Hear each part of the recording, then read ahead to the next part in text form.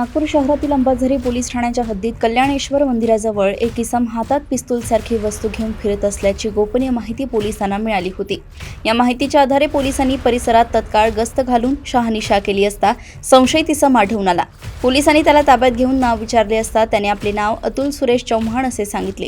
सुरुवातीला त्याची अंगझडती घेतली असता त्याच्याकडे काहीही आढळले नाही। मात्र पोलिसांनी कसून चौकशी व विचारपूस केली असता त्याने आपल्याजवळील शस्त्र लपवून ठेवल्याची कबुली दिली। त्यानंतर पोलिसांनी आरोपीने त्याच्या घराच्या मागे लपवून ठेवलेले पिस्तूल जप्त केले आहे। या प्रकरणी अंबाझरी पोलीस ठाण्यात आरोपीविरुद्ध गुन्हा नोंदवण्यात आला असून त्याच्यावर याआधीही विविध गुन्हे दाखल असल्याचं समोर आलंय। आमच्या डीबी पथकाला गोपनीय सूत्राद्वारे माहिती मिळालेली होती की पोलीस ठाणे अंबाझरी हद्दीत जे कल्याणेश्वर मंदिर आहे इथं रात्रीच्या वेळेस एक इसम हातात पिस्टलसारखी वस्तू घेऊन फिरत आहे। या माहितीची खात्री करण्याकरिता आमचा जो डीबी स्टाफ आहे हा परिसरामध्ये गस्त घालून सदर संशयित इसमाचा शोध घेत होता। त्या दरम्यान तो मिळून आल्याने त्याला त्याचं नाव विचारलं असता त्याने त्याचं नाव अतुल सुरेश चव्हाण वय 22 वर्ष राहणार दिवसनपुरी असे सांगितलं आणि त्याची झडती घेतली असता त्याच्याकडे काही मिळून आलेलं नव्हतं त्यावेळेस, परंतु विचारपूस करता ते त्याच्याकडे वेपन होतं आणि ते त्याने लपवून ठेवल्याची माहिती दिलेली होती।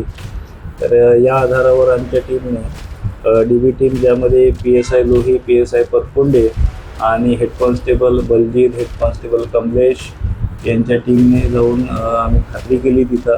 तर त्याच्या घराच्या आरोपीचं घर जे आहे दिवसनपुरीच्या घराच्या मागे त्याने ते एका सिमेंटच्या पत्र्याखाली एक वेपन लपवून ठेवलेलं होतं, जे पंचासमक्ष जप्त करण्यात आलेलं आहे आणि आरोपीविरुद्ध कायदेशीर गुन्हा दाखल करून पुढील प्रक्रिया सुरू आहे। जो आरोपी आहे याच्यावर पोलीस ठाणे गिट्टी खदान इथे यापूर्वी 307 खुनाचा प्रयत्नासारखे गंभीर गुन्हे दाखल आहे। तर त्या अनुषंगाने देखील आम्ही आता तपास करून आरोपीविरुद्ध अधिकाधिक प्रतिबंधक कारवाई कडक करण्याची प्रस्तावित आहे आमचे।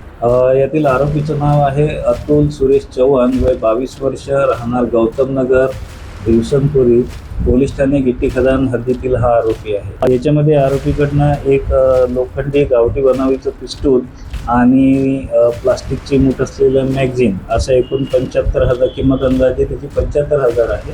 तर 75,000चा मुद्देमाल जप्त करण्यात आलेला आहे। यामध्ये जे आमचे पोलीस उपनिरीक्षक आहेत पदकोंडे, पोलीस उपनिरीक्षक लोही, पोलीस हवालदार बलजीत, पोलीस हवालदार कमलेश ननीर, पोलीस अंमलदार प्रवीण लोखंडे, पोलीस अंमलदार राजू तायडे आणि महिला पोलीस शिपाई दीपिका किरंगे यांनी महत्त्वाची भूमिका निभावली।